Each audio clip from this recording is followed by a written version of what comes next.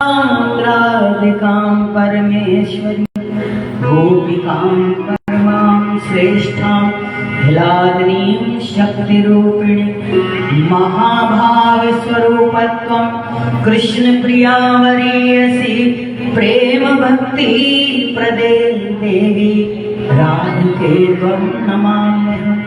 नारायणं नमस्कृत्य नरं चैव नरोत्तमं देवीं सरस्वतीं व्यासं ततो जयमुदीरये। ध्येयं सदा परिभवग्नमभीष्टदोहं तीर्थास्पदं शिवविरञ्जनितं शरण्यं प्रत्यार्तिहं प्रणतपाल भवद्भूतं वन्दे महापुरुष ते चरणारविन्दं। सुखावसाने तुदमेव सारं दुःखावसाने तुदमेव गेयं देहावसाने तुदमेव जाप्यं गोविन्द दामोदर श्री कृष्ण राधा गोकुलेश गोपाल गोवर्धन नाथ विष्णु जिह्वे पिबस्वामृतमेतदेव गोविन्द दामोदर माधवे। बोलिए बांके बिहारी लाल की जय, राधे सरकार की जय। सत्य सनातन वैदिक धर्म की भारत माता की जय, गौ माता की जय, तुलसी महारानी की जय, सब तीर्थों की सब धाम की जय, सब संतों की जय, सब भक्तों की जय। जय जय जय जय श्री राधे, जय जय श्री राधे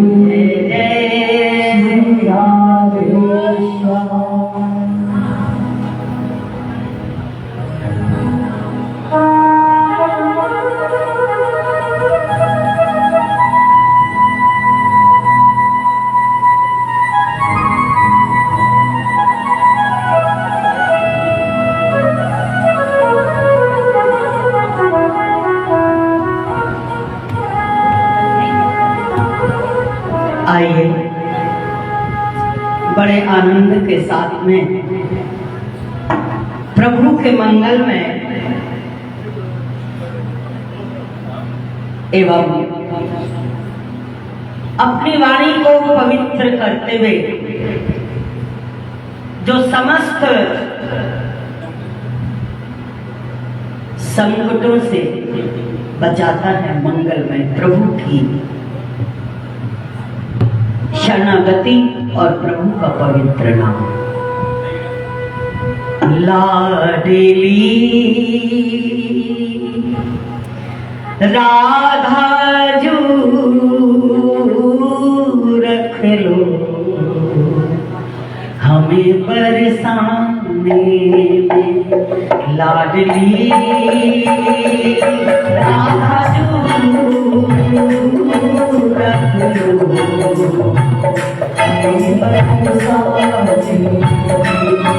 लाडली राधा जो रख लो हमें बरसाने। राधा जो रख लो। किसको किसको रहना है जरा मस्ती में हाथ अपने उठा ले।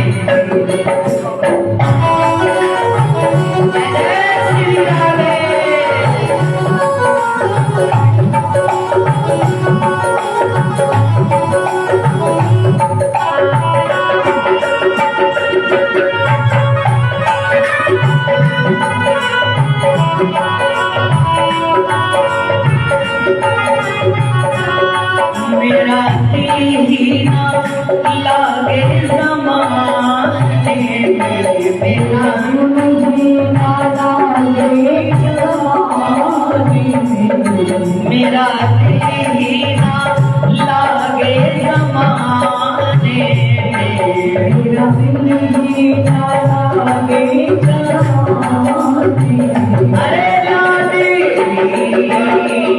राधा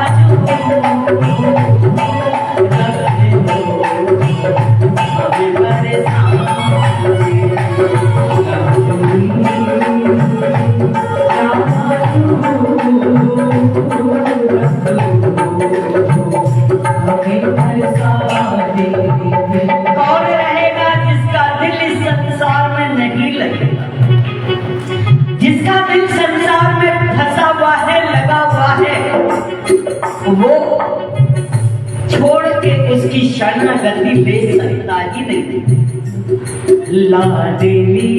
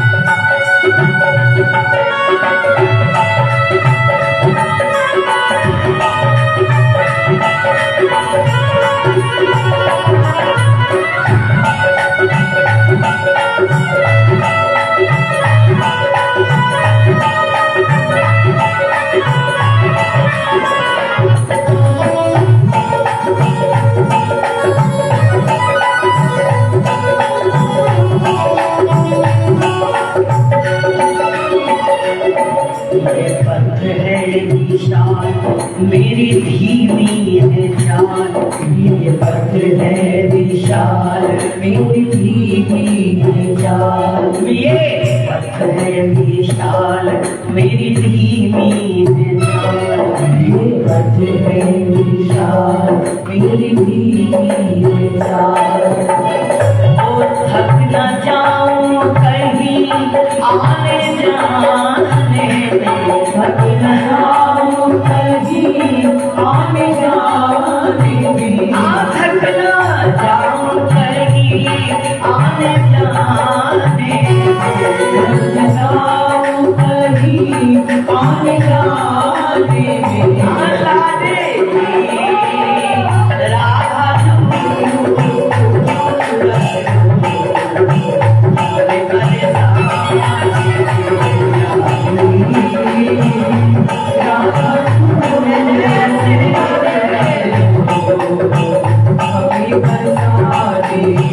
अरे मेरा दिल ही ना लागे जमाने में, मेरा दिल ही ना लागे जमाने में, मेरा दिल ही ना लागे जमाने में, मेरा दिल ही ना लागे जमाने में।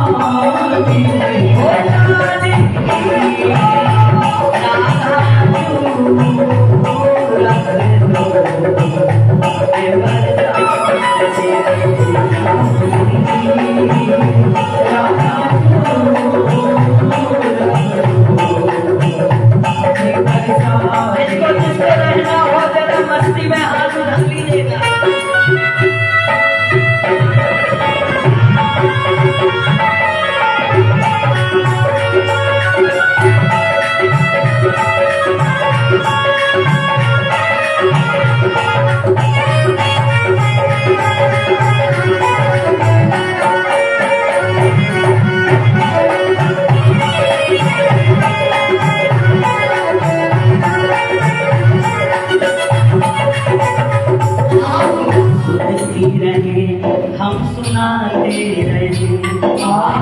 सुनती रहे हम सुनाते रहे, आप सुनती रहे हम सुनाते रहे, आप सुनती रहे हम सुनाते रहे, आपके गीत प्रेम से गाते रहे, आपके गीत प्रेम से गाते रहे।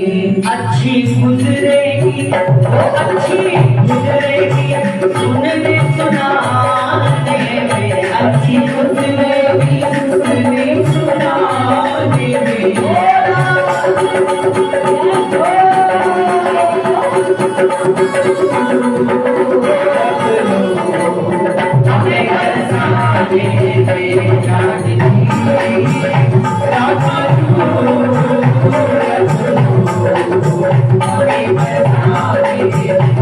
मेरा दिल ही ना लागे ज़माने में, मेरा दिल ही ना लागे ज़माने में, मेरा दिल ही ना लागे ज़माने में, मेरा दिल ही ना लागे ज़माने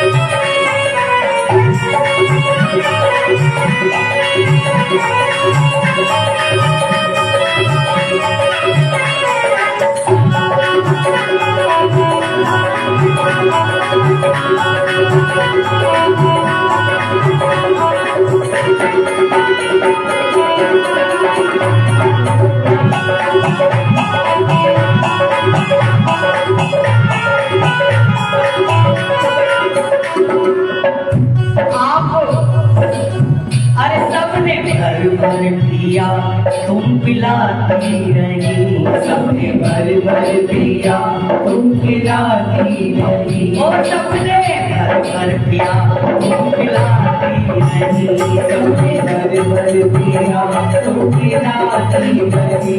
घर में आप धर्म आरे आते रहे, मेरे बाप पर आने आते रहे, माफ कर दो हुआ जो अनजाने में, माफ कर दो हुआ जो अनजाने में, कर दो हुआ जो अनजाने में, माफ कर दो हुआ जो अनजाने में।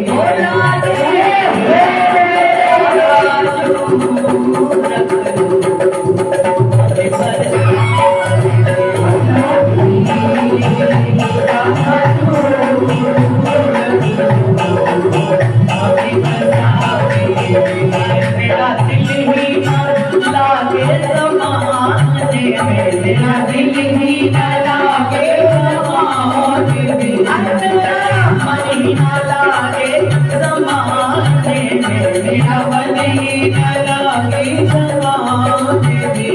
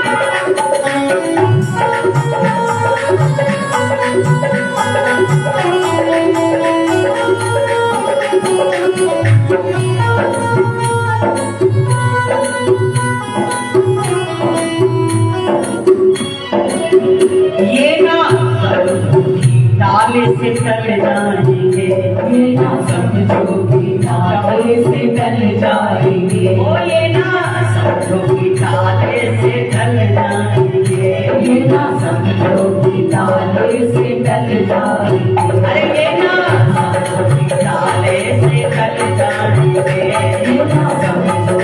नाले से कल जाएंगे, हरी काशी में फिर हम चल जाएंगे, हरी दासी जल जाएंगे, लगे कितने जन्म फिर जाने में, लगे कितने जन्म फिर जाने में, ओ लगे कितने जन्म फिर जाने में, लगे कितने जन्म फिर जाने में, ओ लागे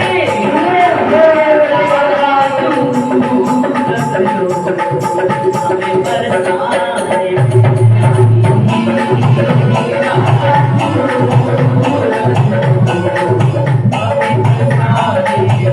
मेरा दिल ही ना लागे समाने, जिंदगी ना लागे समाने, मेरा दिल ही ना लागे समाने, जिंदगी ना लागे समाने,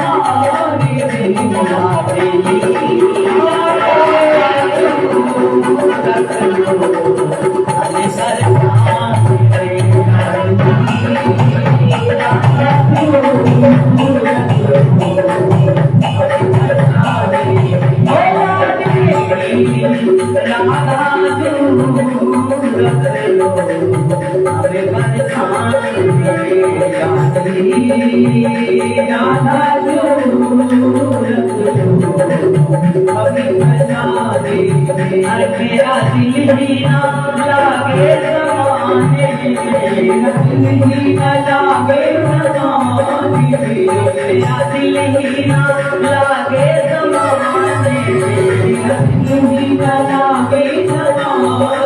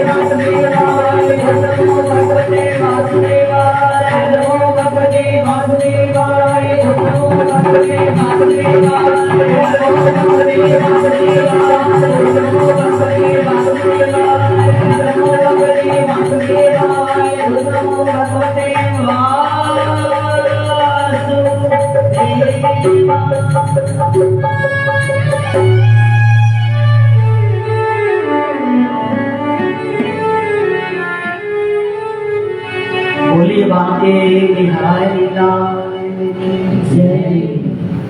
श्रद्धेय उपस्थित सज्जनगण, हमारी माताओं तथा बहनों, जीवन में जब कई जन्मों के पुण्य उदित होते हैं, तब पुरुषोत्तम मास में तीर्थराज प्रयाग में सद्गुरु भगवान ईश्वर प्रेम जी महाराज जी मातेश्वरी माता कृष्णमयी जी के श्री चरणों में बैठ करके भागवत रस पीने का सौभाग्य प्राप्त। प्रयागराज वो भूमि है जो समस्त तीर्थों का राजा है एवं महाप्रलय होने के पश्चात भी काशी और प्रयाग ये कभी भी समाप्त नहीं। इसलिए इस प्रयाग में बैठ करके भागवत कथा को सुनना और गुरु कृपा को प्राप्त करना, ये हम सबके जन्मों जन्मों के पुण्य हैं। धनुदारा संपत्ति सगल अरे पापी के भी होए, संत समागम हरि कथा तुलसी दुर्लभ। धन परिवार बंगला गाड़ी अनेक प्रकार की संपत्ति पापी के पास भी होती, चोर के पास भी होती, डाकू के पास होती है, लेकिन हरि की कथा और संतों का संग ये बड़े भाग्य से मिलता है। आज सबसे पहले भगवान की वंदना करते हैं। श्रीमद् भागवत में सर्वप्रथम भगवान कृष्ण को प्रणाम करते हैं। हमारा पहला धर्म क्या है? किसी भी मंदिर में जाना, किसी भी संत के पास जाना, किसी भी परिवार एवं समाज के प्रतिष्ठित और अपने से बुजुर्ग सम्माननीय व्यक्ति के सामने आप जब भी जाइए तो सबसे पहले क्या करिए? क्या करिए? प्रणाम। लेकिन हम लोग आज प्रणाम करना भूल गए। हम लोग सम्मान करना भूल गए। सम्मान की इच्छा हमारे अंदर बहुत है कि हमें सम्मान मिले, हमें प्रणाम मिले, लेकिन याद रखना, जो सम्मान चाहता है उसे सम्मान देना भी पड़ेगा। जो प्रणाम चाहता है उसे प्रणाम करना भी पड़ेगा। हमारे पूज्य गुरुदेव भगवान प्रणाम बहुत करते, बहुत करते। रात दिन उठते बैठते सोते जागते खाते पीते, उनकी फ्लाइट अगर छूटे तो छूट जाए, ट्रेन छूटे तो छूट जाए, लेकिन उनका प्रणाम खत्म नहीं होता। तो एक बार मैंने महाराज जी से पूछा कि महाराज जी, आप बड़ों को प्रणाम करते हैं, भगवान को करते हैं, तो बात समझ में आती है, लेकिन आपके सामने कोई बच्चा भी आ जाता है तो आप उसको हाथ जोड़ते हैं, आप उसको हाथ जोड़ते हैं। क्यों? वो तो छोटा है ना, वो आपको प्रणाम करे, आप उसको क्यों प्रणाम करते हैं? तो महाराज जी ने बहुत अच्छी बात कही। बोले बेटा, उसको मुझ में परमात्मा दिखे या ना दिखे, वो उसका आदर करे या ना करे, लेकिन मेरा परमात्मा सबसे पहले मुझे दिख जाता है कि सब में मेरा परमात्मा है। इसलिए मैं सबसे पहले उसको प्रणाम कर देता हूं। सच्चिदानंद रूपाय विश्वोत्पत्त्यादि हेतवे तापत्रय विनाशाय श्री कृष्णाय वयम् नमः। भगवान को प्रणाम क्यों करें? क्योंकि भगवान सत्य स्वरूप है और भगवान ने इस संसार की उत्पत्ति की है और वही इस संसार का पालन करता है और वही इस संसार का संहार करता है। जो संहार करता है, पालन करता है, उत्पत्ति करने वाला है, उस सत्ता को, सर्वशक्तिमान सच्चिदानंद घन परात्पर ब्रह्म परमात्मा को हम सभी लोग प्रणाम करें। एक बार नैमिषारण्य क्षेत्र में 88,000 ऋषीश्वर एकत्रित हुए और जब एकत्रित हुए तो उन सब ने देखा कि सूत जी महाराज वहां पर विद्यमान है। तो सौनक जी ने कहा, हे सूत जी महाराज, आप यहां पर विराजमान हैं, ये हमारे सौभाग्य की बात है। हम चाहते हैं कि हम आपके द्वारा कुछ ज्ञान को प्राप्त करें। तो जो 88,000 ऋषीश्वर थे, उन्होंने सूत जी महाराज को प्रणाम किया, जबकि सूत जी की उम्र छोटी और ऋषियों की उम्र बड़ी। लेकिन कौन छोटा होता है और कौन बड़ा होता है? धन जिसके पास है वो भी बड़ा नहीं, बल जिसके पास है वो भी बड़ा नहीं, आयु बहुत है वो भी बड़ा नहीं। बड़ा कौन है? जो ज्ञानवान है। जो ज्ञानवान है, आयु वृद्धा, धन वृद्धा, इनको बड़ा नहीं कहा जाता। बड़ा हुआ तो क्या हुआ, अरे जैसे पेड़ खजूर, पंछी को छाया नहीं, फल लागत अति दूर। ऐसा बड़ा किस काम का, जो किसी काम का है ही नहीं और मैं बड़ा हूं और मुझे बड़ा मानो क्योंकि मैं बड़ा हूं। बड़ा अपने को बड़ा कहता नहीं, बड़ा अपने स्वभाव से, अपने कर्म से, अपने गुणों से बड़ा हो जाता है। सूत जी को सबने प्रणाम किया। नैमिषारण्य तीर्थ राजा निमि और गुरु वशिष्ठ।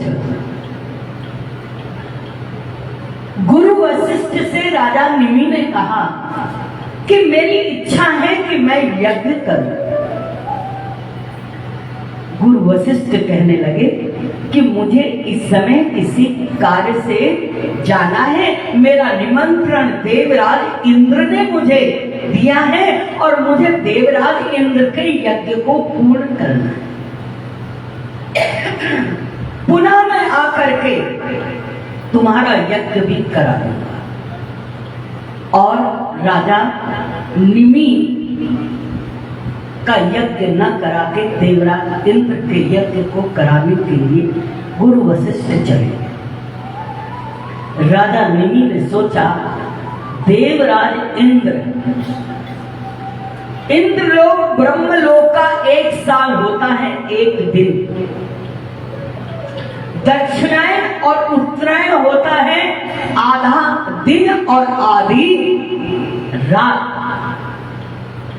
इसलिए दक्षिणायन में जो शरीर छोड़ता है अंधकार और उत्तरायण में जो शरीर छोड़ता है वो प्रकाश।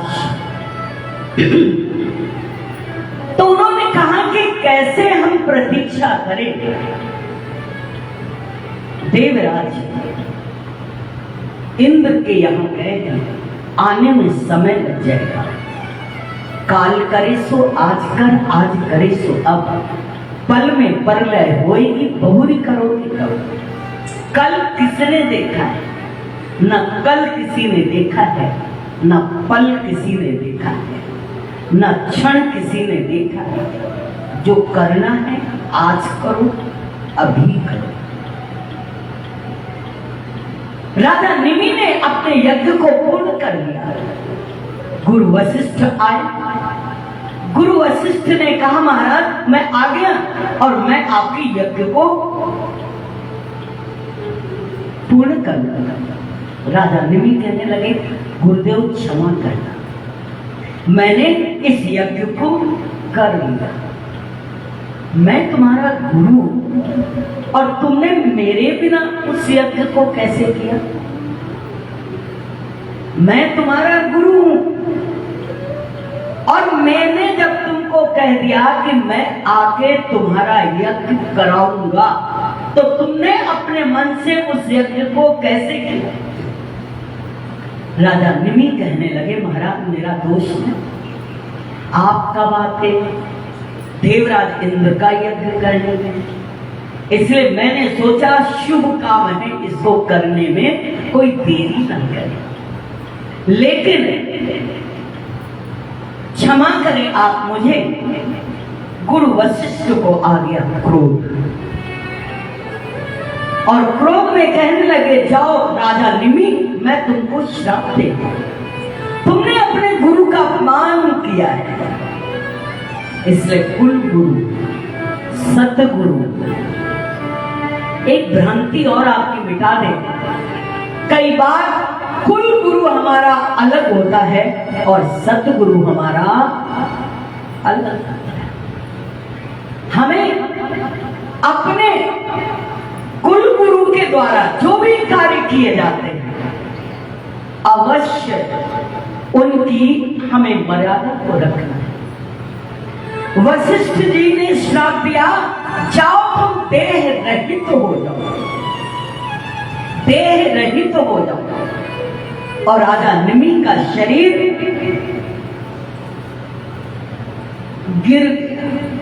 जब राजा निमि का शरीर गिरा तो राजा निमि ने भी श्राप दिया कि जाओ, आपने मुझे श्राप दिया है तो मैं भी आपको श्राप देता हूं। मैंने कोई गलत काम नहीं किया, मैंने तो केवल जो समय बीत रहा था उस समय का उपयोग करने के लिए कि जीवन का कोई ठिकाना नहीं, तो मैंने उस यज्ञ को कर दिया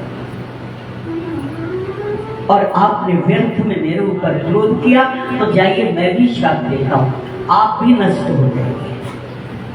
गुरु वशिष्ठ का शरीर भी शांत हुआ, लेकिन चूंकि वो गुरु थे, ब्रह्मनिष्ठ महापुरुष थे, उन्होंने अपने आप को पुनर्जीवित कर दिया। राजा निमि आकर के नेत्रों में विराजमान हो गए, पलकों में विराजमान हो गए।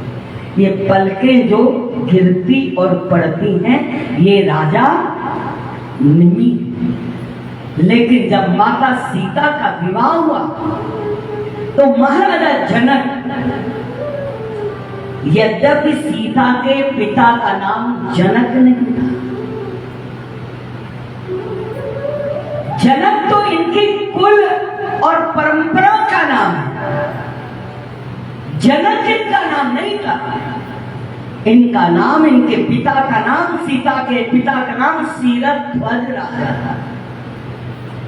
तो जब इनका विवाह हुआ राम और सीता का, तो जब राम और सीता आपस में मिलते हैं तब परिहरे हूं निमेख्यू हूं, उस समय इन्होंने पलक का उठना झपकना बंद कर दिया, ठहर गए, क्योंकि मेरी बेटी और दामाद दोनों का मिलन हो गया।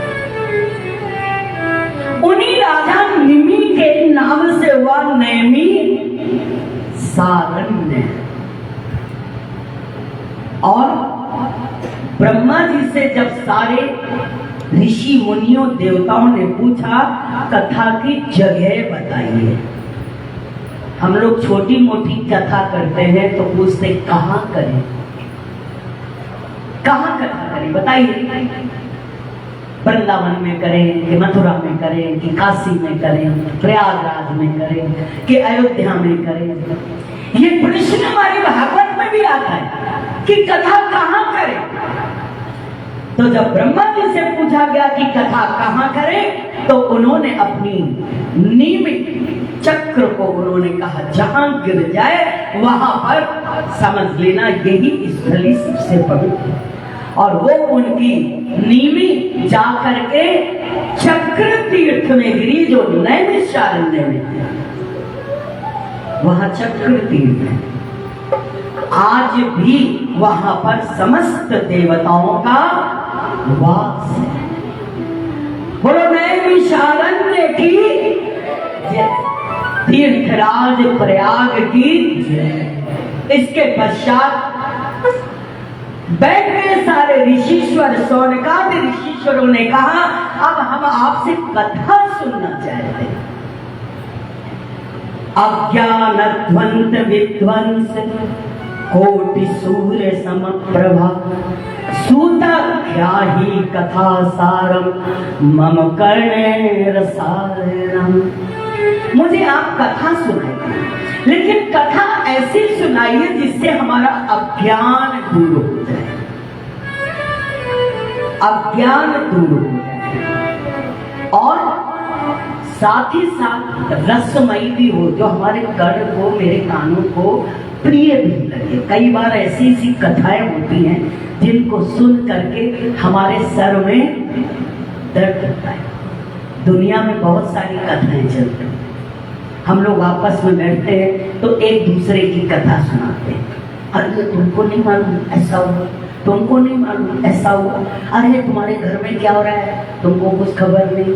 कहीं इसकी बुराई, कहीं सास की बुराई, कहीं बहू की बुराई, कहीं आपस के हम लोग कहीं ना कहीं मतभेद है, उनकी बुराई, उसने ठीक नहीं किया, मैंने ठीक नहीं किया, तो कथा हमारी व्यथा में बदल जाती है।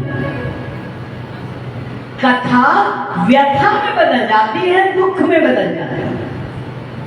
सौनक ने कहा मुझे ऐसी कथा सुनाना जो व्यथा को दूर कर दे, अज्ञान को दूर कर दे और हमारे कानों को बहुत प्रिय लगे।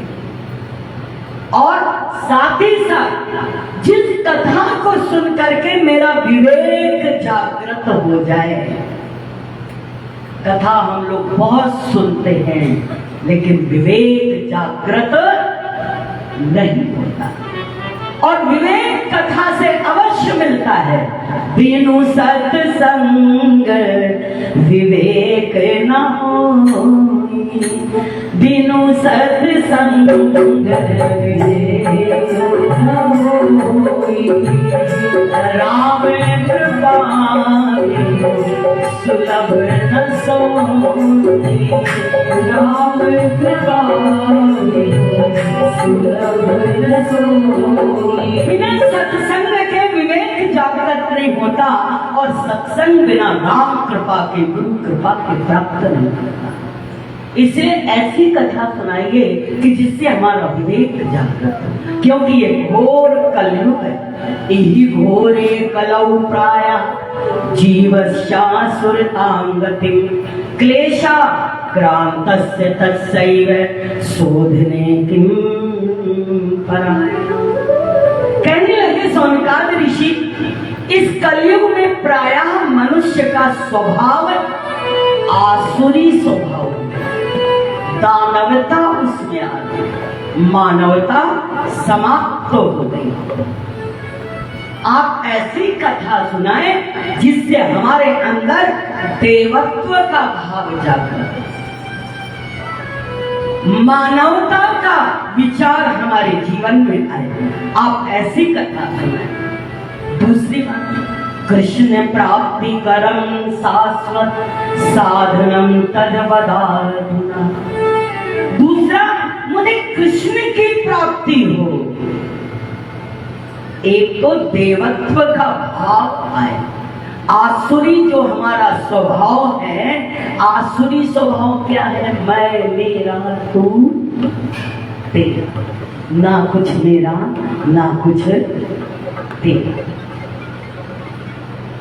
एक बार असुरों ने भगवान विष्णु से कहा, बड़े पक्षपाती हो, देवताओं का हमेशा आप पक्ष लेते हो और असुरों को हमेशा आप पीछे कर देते हो। भगवान ने कहा, मेरी दोनों आंखें, चाहे असुर और चाहे सुर, मेरे ही द्वारा उत्पन्न हुए। बोले नहीं प्रभु, फिर भी आप पक्षपात तो करते हो, देवताओं को अमृत पिलाते हो, असुरों को मदिरा पिलाते हो। भगवान बोले, अच्छा अब ऐसा करते, दोनों में मित्रता करा देते, कल हमारे यहाँ आप दोनों निमंत्रण में आइए, भोजन साथ साथ करेंगे। तो दोनों हमारे लिए प्रिय हो। एक सा ही खाना बनेगा, खीर पूरी हलवा मालपुआ सब्जी समोसा कचौड़ी सब बनेगा और दोनों हमारे यहाँ भोजन करें। बोल ये बात अच्छी थी। देवता भी आएंगे, हम भी आएंगे, देवता भी आए दानव भी आए, भगवान ने दोनों को खाना परोसा। पहले सबसे कहा देवताओं को आओ तुम लोग लाइन में बैठो, तो आपस में उन लोगों ने कहा देखा, बुलाया दोनों को, लेकिन खिलाएगा पहले देवताओं को। जो प्रिय होता है उसको पहले खिलाते हैं, और जो बाद वाला होता है अरे हाँ तुम भी आ जाओ तुम भी खा लो। तो हम तो इसके प्रिय हैं नहीं। भगवान ने कहा ऐसा है, बोले देखा यही तुमने पक्षपात शुरू कर दिया कि देवताओं को कह रहे हो पहले खाओ और हम असुरों को बाद में। भगवान बोले ऐसा है तुम लोग पहले बैठ जाओ, देवताओं को कहा तुम लोग उठ जाओ, पहले असुरों को भोजन कर दिया। असुरों ने कहा अब बिल्कुल सही हिसाब किताब है। असुरों को ढाल दिया लाइन से भोजन के लिए। असुर खाने के लिए बैठे, बड़ा सुंदर स्वादिष्ट भोजन बना, कचौड़ी पूरी हलवा खीर मक्खन मलाई सब कुछ। देवता बड़े खुश हुए भोजन देख के, वाह वाह क्या वाह, कितना स्वादिष्ट कितना सुंदर भोजन बनाए। जैसे असुर बैठे खाने के लिए और ग्रास को तोड़ा तो प्रभु ने उनका हाथ सीधा कर दिया, मुड़ी नहीं रही। भगवान ने हमको बड़ा फोल्डिंग बनाया, फोल्डिंग सिस्टम है हमारे ठाकुर जी का, कहाँ हमें कैसे क्या करना है। उनका हाथ उन्होंने सीधा कर दिया।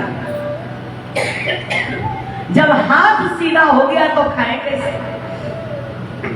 अब एक दूसरे को देखने लगे, बोले देखा ये विष्णु है बहुत चतुर, कुछ ना कुछ ये टेढ़ा मेढ़ा करते रहे, अब कुछ नहीं खाना बहुत स्वादिष्ट है तो हाथ सीधा कर दिया, खाए कैसे। उसने क्या किया, ऐसे तोड़ा, ऊपर ले गया, मुंह खोला, वहां से फेंका। अब खीर आधी अंदर आधी बाहर, सब्जी आधी अंदर आधी बाहर, बड़ी मुश्किल से खाना खाया। आधा पेट भरा और आधा नहीं भरा, कुछ बाहर कुछ अंदर। उठ गए। अब भगवान ने कहा देवताओं को तुम भी बैठ जाओ। देवता भोजन करने बैठे थे तो घूर रहे थे असुर लोग, अब देखे अब क्या होता है, हमारा तो हाथ सीधा कर दिया, अब देखे क्या होता। वैसे भी हमारा जो प्रतिपक्ष होता है तो हम लोग बिल्कुल चैतन्य हो जाते हैं कि देखे अब इसके साथ क्या होगा, मेरे साथ तो जो होना था हो गया।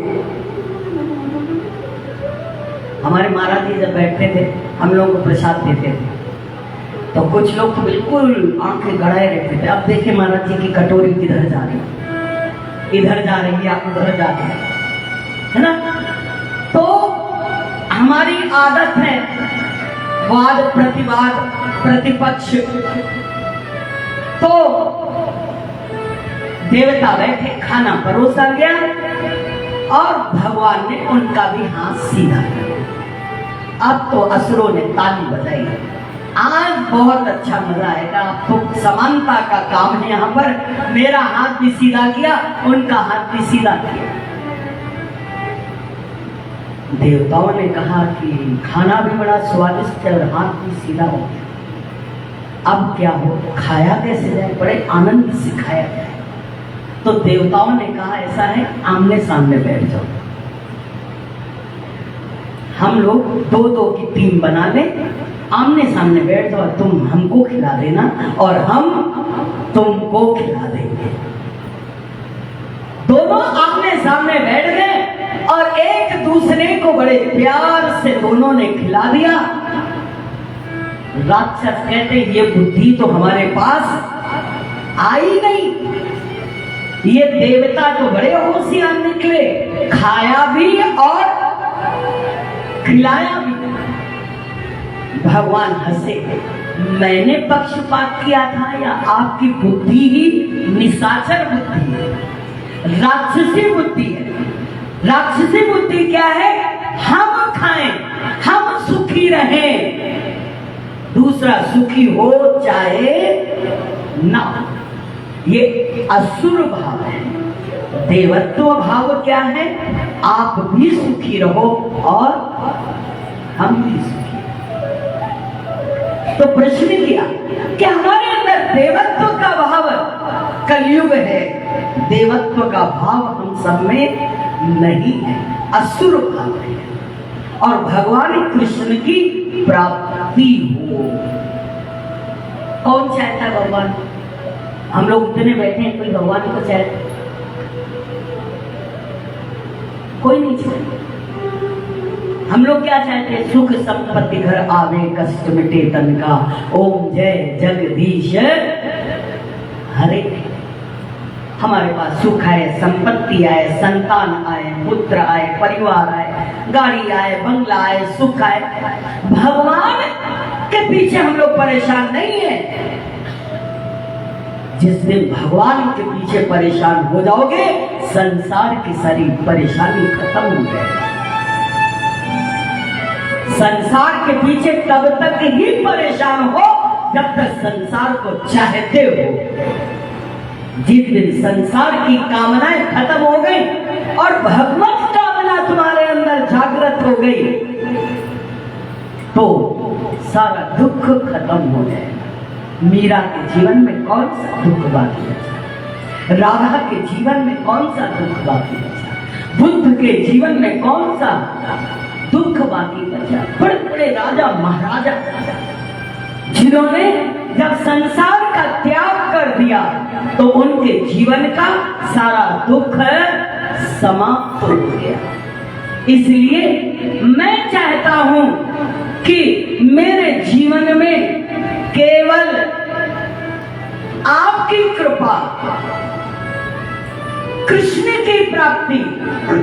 सूत जी कहने लगे, राजन, काल व्याल मुख ग्रास त्रास निर्णास हेतु श्रीमद् भागवतम शास्त्रम कलहु कीरेण भासितम। संसार के काल चक्र से अगर कोई छुड़ा सकता है तो वो केवल एक है, वो है श्रीमद् भागवत की कथा, जो काल चक्र से बचा सकती है। राजा परीक्षित को काल घूम रहा है, मुक्त किसने किया? भागवत ने। इसलिए हमें अपने जीवन में अगर काल से बचना है तो काल से बचने के लिए कृष्ण की आराधना करो, कृष्ण की भक्ति करो, कृष्ण से प्रेम करो। ये संसार मिथ्या है, ये संसार झूठा है। भज गोविंदम भज गोविंदम गोविंदम भज मूढ़मते। भज गोविंदम भज गोविंदम गोविंदम भज मूढ़मते। भज गोविंदम भज गोविंदम गोविंदम भज मूढ़मते। भज गोविंदम भज गोविंदम गोविंदम भज मूढ़मते। नहीं रक्षते नहीं रक्षते कंकण करे कंकण करे। भज गोविंदम भज गोविंदम गोविंदम मूढ़मते। भज गोविंदम भज गोविंदम गोविंदम भज मूढ़मते।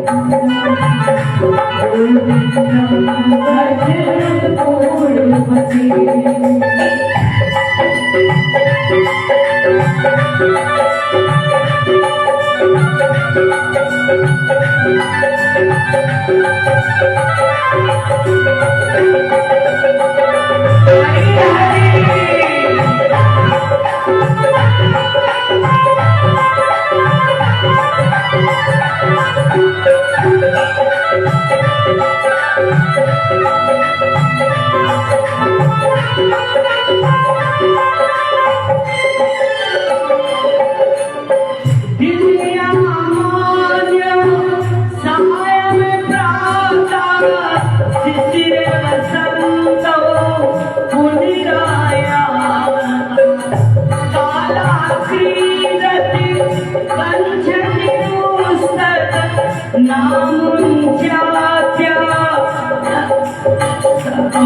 भज गोविंदम भज गोविंदम गोविंदम भज गोविंदम भज गोविंदम भज गोविंदम गोविंदम भज भजन करो, गोविंद का भजन करो। जिंदगी में हजारों का मेला जुड़ा, जिंदगी में हजारों का मेला जुड़ा, हंस जग भी उड़ा तो अकेला उड़ा, हंस जग भी उड़ा तो अकेला उड़ा। जिंदगी में हजारों का मेला जुड़ा, जिंदगी में हजारों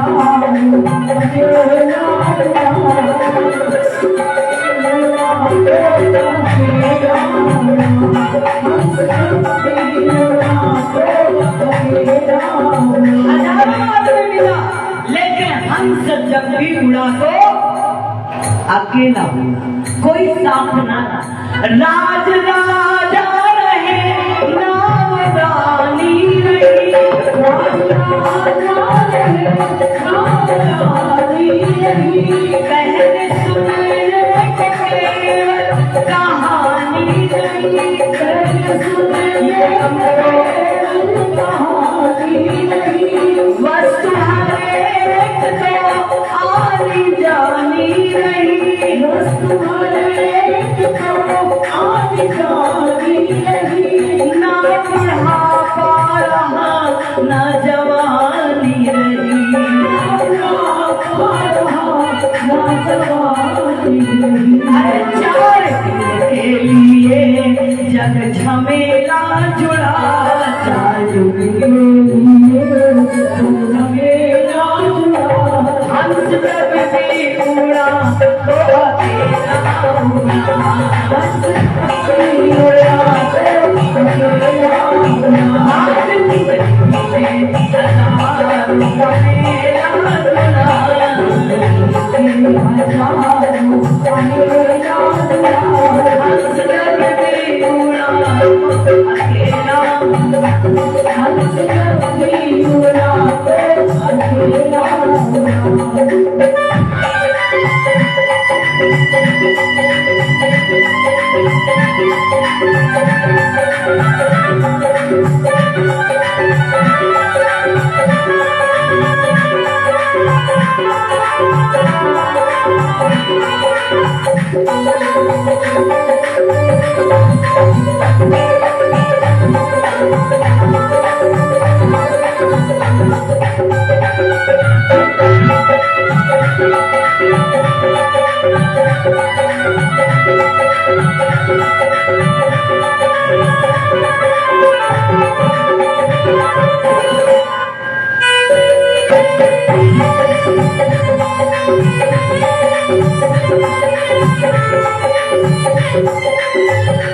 हाथ सारे परे के परे रह गए, हाथ सारे परे के परे रह गए, माल मोती गले के गले रह गए, माल मोती गले के गले रह गए, हीरे हीरे मोती गले के जले रह गए, हीरे मोती गले के कोठी बंगले खड़े के खड़े रह गए, कोठी बंगले खड़े के खड़े रह गए। अंत में लखपति को न ढेला मिला, अंत में लखपति को न ढेला मिला। अरे हंस जब भी उड़ा तो अकेला उड़ा, हंस जब भी उड़ा तो अकेला उड़ा। अरे जिंदगी में हजारों का मेला जुड़ा, जिंदगी में हजारों का मेला जुड़ा, हंस जब भी उड़ा तो अकेला उड़ा, हंस जब भी उड़ा तो अकेला उड़ा।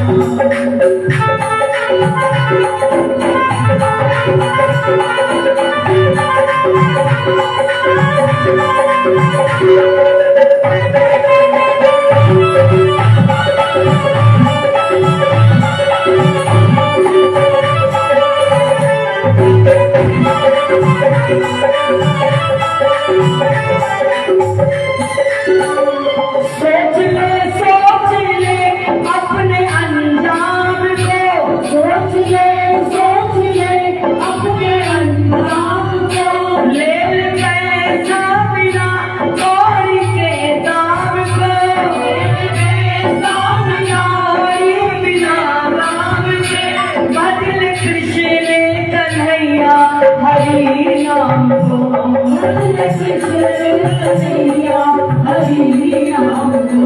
राधे मोहन का नाम एक साथ जुड़ा, राधे मोहन का नाम एक साथ जुड़ा। अरे हंस जब भी उड़ा तो अकेला, हंस जब भी उड़ा तो अकेला। जिंदगी में हजारों कबीला जुड़ा, जिंदगी में हजारों कबीला जुड़ा। हंस जब भी उड़ा तो अकेला, हंस जब भी उड़ा तो अकेला। जिंदगी में हजारों कबीला जुड़ा, जिंदगी में हजारों कबीला जुड़ा। सूर्य महाराज कहते हैं कि सारा संसार काल के बस में, एतस्मात् परम किंचिन न मना शुद्धे न विद्यते, जन्मांतरे भवेत् पुण्यम तदा भागवतम लभेत्। जब कई जन्मों के हमें पुण्य प्राप्त होते हैं तब श्रीमद् भागवत कथा श्रवण करने का लाभ हमें प्राप्त होता है। बोले ये कथा सुराणा लपित दुर्लभम, देवताओं को भी दुर्लभ है। हम मनुष्य बड़े आनंद से सुनते हैं और ये कथा ऐसी है जो देवताओं को भी दुर्लभ है। बोले जिस समय सुखदेव ने राजा परीक्षित को ये कथा सुनाई तो देवता अमृत का कलश लेकर के आए और कहने लगे सुखदेव जी महाराज ये आप अमृत राजा परीक्षित को पिला दीजिए और कथामृत हमें दे दीजिए, बदले में कथामृत हमें दे दीजिए। सुखदेव जी कहने लगे वाह देवताओं तुम बड़े स्वार्थी, बड़े स्वार्थी। क्वा सुधा क्वा कथा लोके, क्वा काचा क्वा मरिण महान, ब्रह्मरातो विचारेवं तदा देवांजहास्य। भरी सभा में सुखदेव ने देवताओं की हंसी उड़ा दी और बोले कहाँ कथा और कहाँ स्वर्ग का अमृत। अभक्तांश विद्याय न ददौ तथा सा कथामृतम, श्रीमद् भागवती वार्ता सुराणाम अपि दुर्लभम। ये देवताओं को भी दुर्लभ है। व्यापार करने आए हो, कांच दे करके मणि लेना चाहते हो।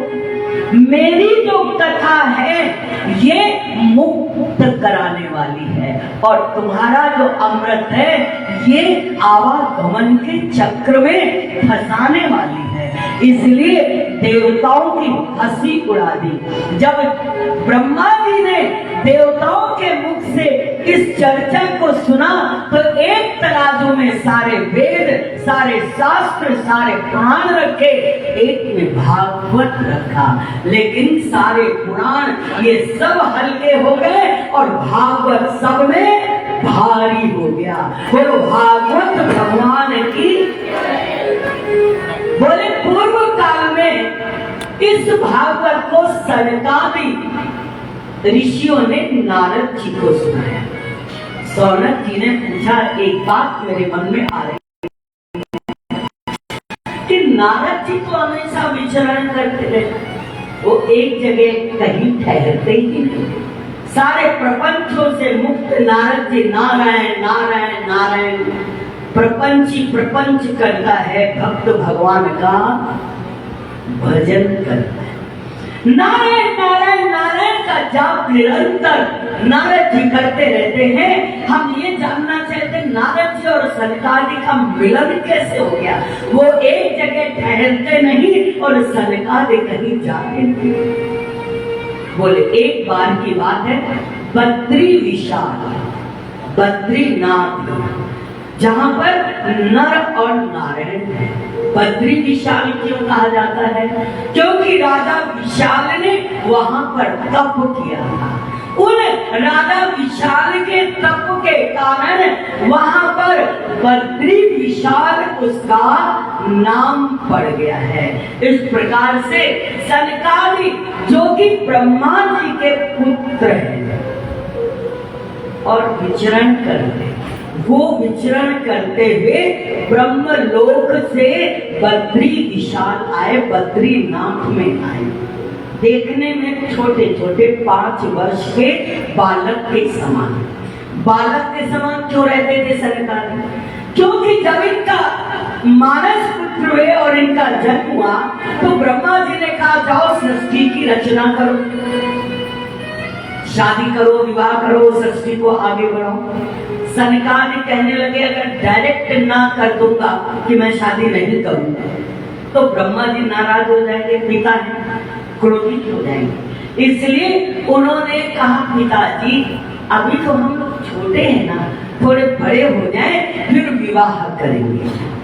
अरे छोटेपन में कोई विवाह होता है? ब्रह्मा जी बोले नहीं नहीं, अभी आप छोटे हो, बड़े हो जाओ तब विवाह करना। बोले ठीक है, जब हम बड़े हो जाएंगे तो अवश्य विवाह करेंगे। तो सनक सनंदन सनातन सनत कुमार ने मन में कहा विवाह तो मुझे करना नहीं, मुझे तो नारायण नारायण नारायण करना है, इसलिए हम बड़े होंगे ही नहीं, बड़े होंगे ही नहीं। तो सनकादि ऋषीश्वर हमेशा 5 वर्ष के बालक के समान ही जानते दिखते थे। वो कभी बूढ़े नहीं हुए, वो कभी बड़े नहीं हुए। आज वो आए सत्संग करने के लिए बद्रीनाथ में। जब बद्रीनाथ में वो सत्संग के लिए आए, सुनने के लिए आए, क्योंकि सत्संग केवल मनुष्य लोक में ही मिलता है, ना कैलाश पर्वत पर है, ना वैकुंठ में है, ना स्वर्ग में है, ना गोलोक में है, ना ब्रह्मलोक में है। अगर सत्संग है तो केवल मनुष्य लोक में। इसलिए सब कोई सत्संग सुनने मनुष्य लोक में आते हैं, चाहे वो शंकर जी हो। एक बार कुंभ ऋषि भगवान भोलेनाथ भी आए थे कुंभ में कथा सुनने के लिए अगस्त मुनि से। तो जब कथा सुननी होती है तो चाहे भोले बाबा हो, चाहे भगवान हो, चाहे ऋषि हो, मुनि हो, मनुष्य लोक में ही आए कथा और सत्संग करने के लिए। इतने में क्या देखा कि देवर्षि नारद जी चले आए। कथम ब्रह्मण दीन मुखा कुतश्चिंता तुलो भवान त्वरितं गम्यते पुत्र कुतश्चागामनं तव। अरे अरे मुनि कहाँ भाग के चले जा रहे हो, इतने तेजी से चलते चले जा रहे हो? क्योंकि जब हम लोग किसी विशेष कारण से चलते हैं तो चलते नहीं हैं, हम लोग भागते हैं। कोई अगर काम है तो जल्दी जल्दी दौड़ के जाएंगे। बोले अरे इतनी जल्दी जल्दी आप कहाँ जा रहे हैं? और आपके चेहरे पर उदासी, आपके चेहरे पर प्रसन्नता नहीं दिख रही है, जबकि भक्त को हमेशा प्रसन्न रहना चाहिए। कुछ लोग तो ऐसा मुंह बनाए रहते हैं कि जिनको देख के अपना ही मूड खत्म हो जाए। इसलिए कहा भैया सुबह सुबह अपने कमरों में भगवान कृष्ण को टांगे रहो। जो जेल में भी हंस रहे, काली नाग पर भी हंस रहे, रास लीला में भी हंस रहे। कुछ का चेहरा ऐसा होता है कि उनको देख के अपनी भी हंसी खत्म हो जाती है। हंसना आता ही नहीं उनको, हंसना आता है लेकिन हंसना नहीं आता। अरे नारद जी आप इतने उदास, इतने परेशान, चेहरे पर चिंता। और नारायण के भक्त, जो नारायण का भक्त होता है, जो कृष्ण का भक्त होता है, जो प्रभु का भक्त होता है, जो गुरु का भक्त होता है, वो कभी भी रोता नहीं, वो हमेशा मस्ती में रहता है, आनंद में रहता है, मौज में रहता है। चैतन्य महाप्रभु कीर्तन करते हुए जाते थे, हरि बोल हरि बोल हरि बोल मेरी रसना घड़ी घड़ी,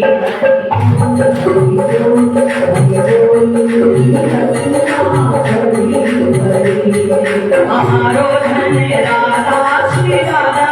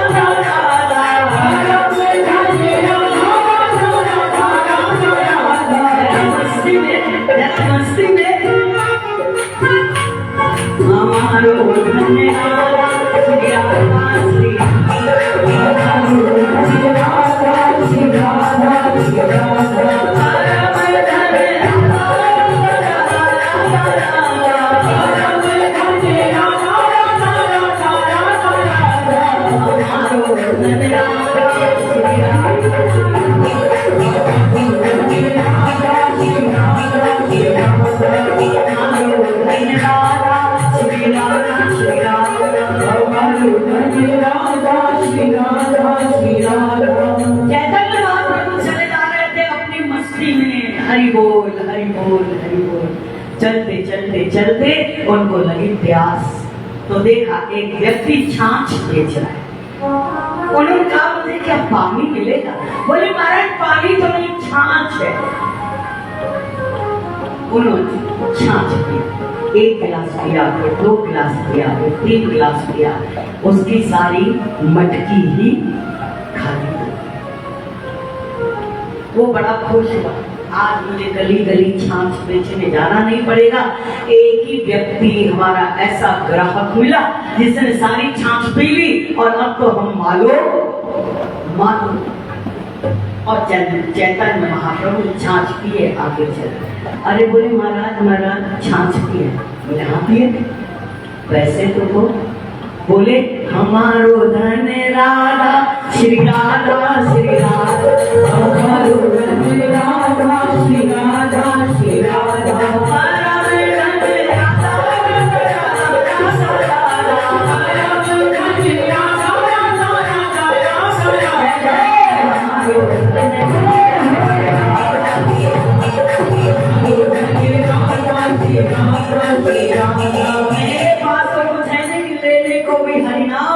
देने को भी। बोले फिर बोले मेरे चेले पीछे आ रहे, उनसे ले लेना। चेले पीछे आ रहे हैं, उनसे ले लेना। चैतन्य महाप्रभु चले गए, पीछे आए चेले। बोले आपके गुरु महाराज छाछ पी गए? बोले गुरु महाराज पी गए ना, तो पैसे? बोले उनका चेले से ले ले। बोले जैसा गुरु वैसे ही चेला। चेले के पास तो ढेला भी नहीं है, गुरु के पास कम से कम धन राधा नाम तो था, लेकिन यहाँ तो राधा नाम भी नहीं है। अरे महाराज मेरे पास कुछ भी नहीं है। उसने कहा आज लगता है दान ही करना पड़ेगा। बोले ठीक है, आज यही समझ लेते पुरुषोत्तम मास। सबने छाछ किया, कोई बात नहीं, हमारा पुण्य हो गया, आज इतने में ही तसल्ली कर लेते। चेले भी निकल गए, अब वो मटकी लिए चला जा। धीरे धीरे धीरे उसकी मटकी भारी होने लगी। जब मटकी उसकी भारी होने लगी, बोले छाछ भी नहीं है और मटकी भी भारी होती जा रही, क्या है मेरी मटकी? घर पहुंचते इतनी भारी हो गई कि उतारना मुश्किल। उसने किसी तरह वो मटकी उतारी, और जब उतारी तो देखा हीरे जवाहरात सोना चांदी मोती भरा हुआ। ध्यान दे, संत कभी भी किसी का लेता नहीं, और अगर वो हमसे कुछ ले भी लेता है तो हमें देता है, लेता कुछ भी नहीं है। अब तो वो पागल हो गया, मैंने तो एक जरा सी छाछ पिलाई और मुझे आज ये पोथी से भर दिया। कहां जाऊं, कहां को पाऊं? और वो भागा, जब भागा तो हरि बोल हरि बोल हरि बोल हरि बोल चले जा रहे थे जगत। पीछे से आवाज लगी, ठहरो महाराज, ठहरो महाराज, मैंने आपसे इतना कुछ नहीं मांगा था। मैंने तो आपको थोड़ी सी छाछ पिलाई और आपने मुझे इतना कुछ दे दिया। महाराज मुझे ये कुछ नहीं चाहिए। चैतन्य महाप्रभु कहते हैं फिर क्या चाहिए? बोले जो तुम्हारे पास है वो धन मुझे दे दो।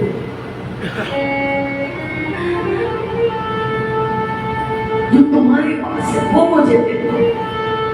चैतन्य महाप्रभु ने कहा, उसको स्पर्श किया और जैसे उसको स्पर्श किया और वो मस्ती में नाचने लगा। हमारो धन राधा श्री राधा श्री राधा, हमारो धन राधा श्री राधा श्री राधा, परम धन राधा राधा राधा राधा,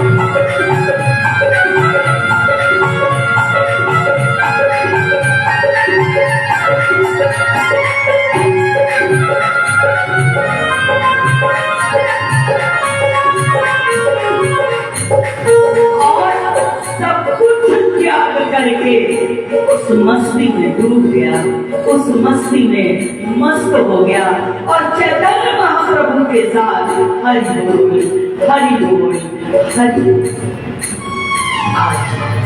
बोले महाराज नारद जी आपको क्या चला गया जो इतने उदास हो गए? बोले महाराज मैं पृथ्वी लोक में आया था कि सत्संग करूंगा, भजन करूंगा, हरि नाम जपूंगा, लेकिन मैं पृथ्वी लोक में सब तरफ गया, हर शहर में गया, हर गांव में, लेकिन मैंने देखा सत्यम नास्ति तपः न शौचम दया दानम न विद्यते उदरम भरिणो जीरो वराका कूट भाषिणा। मैंने देखा ना यहाँ सत्य है, ना तप है, ना दान है, ना पुण्य है, लोग केवल अपने पेट भरने में लगे। 4 बार भोजन, भजन 1 बार, भोजन 4 बार और भजन 1 बार, वो भी 1 बार हनुमान चालीसा पढ़ी, 1 माला गुरु माला जप ली तो भगवान को कहते बहुत बड़ा काम कर दिया। भोजन पहले 4 बार चाहिए, लेकिन भजन 4 बार हम लोग नहीं करते, जबकि भोजन कम करो और भजन ज्यादा करो। लेकिन हम भोजन ज्यादा करते हैं और भजन कम करते हैं। मैंने देखा चारों तरफ काल रूपी दावानल से हर कोई जल रहा है, ना कोई योगी, ना कोई सिद्ध, ना कोई व्रती, ना कोई तपी, सब गृहस्थ अपने गृहस्थ में आसक्त है। पाखंडी पाखंड में लगा हुआ है, साधु सन्यासी योगी